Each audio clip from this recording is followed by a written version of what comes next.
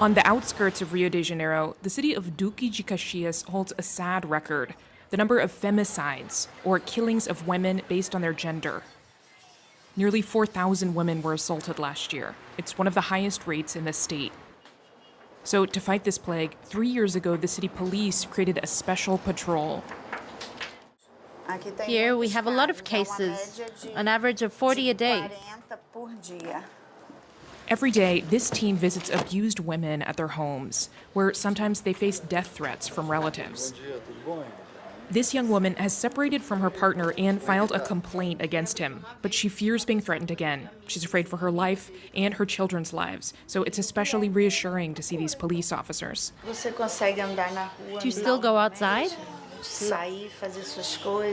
No, I don't do anything alone anymore. I lock myself in.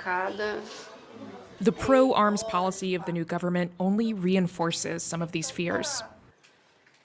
Since taking office in January, Brazilian President Jair Bolsonaro has made it easier to own firearms in homes. I'm very scared to become another statistic. Women die every day. I'm absolutely against these decrees. Weapons have no place in the house, near children, or within the family. It's so easy. Imagine if you give the wrong impression to people that everyone can use weapons indiscriminately, it's going to be carnage.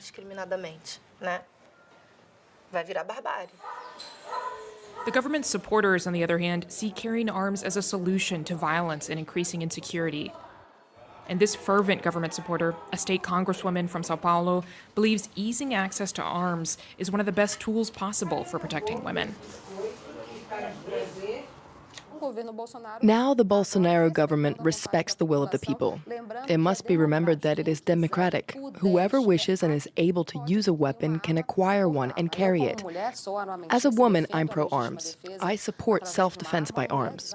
An unarmed woman has no choice but to die. If she's armed, she can kill her attacker and defend her life and her children's lives. Jair Bolsonaro's pro-weapons rhetoric is especially popular in the south of Brazil, where there's a strong firearms culture. In Porto Alegre, this shooting club offers courses for responding to urban violence.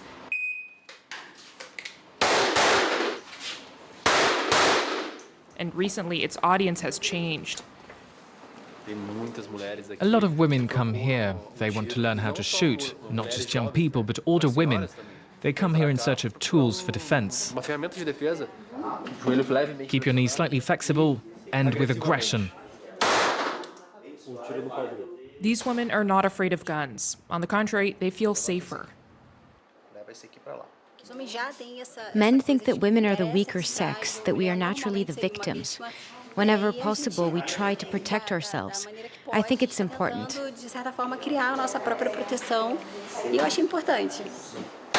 In 3/4 of cases of violence against women in Brazil, the perpetrator is someone close to the victim, such as a current or former spouse. We met up with Cristiane in a chic district of Rio. She's a 35-year-old actress and was beaten by her husband. She narrowly escaped. Domestic violence should not be associated with social class or ethnicity. It can happen to anyone. If there had been a weapon in that house that day, I'm sure that I would not be alive anymore. So I'm against relaxing access to firearms.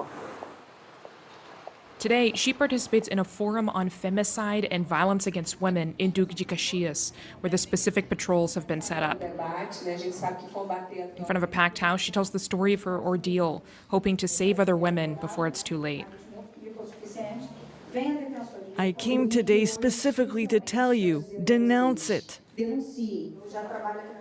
Despite a 2006 law increasing the penalties for perpetrators, the number of murdered women continues to rise.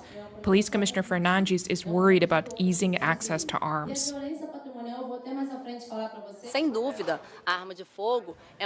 Without a doubt, a gun is a tool that will make it easier for the abuser to finish off the victim. During an argument, the attacker, without thinking about the consequences with the gun nearby, can easily grab it and shoot the victim. President Jair Bolsonaro has already made legal access to firearms easier at the start of his term. And he's vowed to go further. Brazil still ranks 5th in the world for the rate of femicides.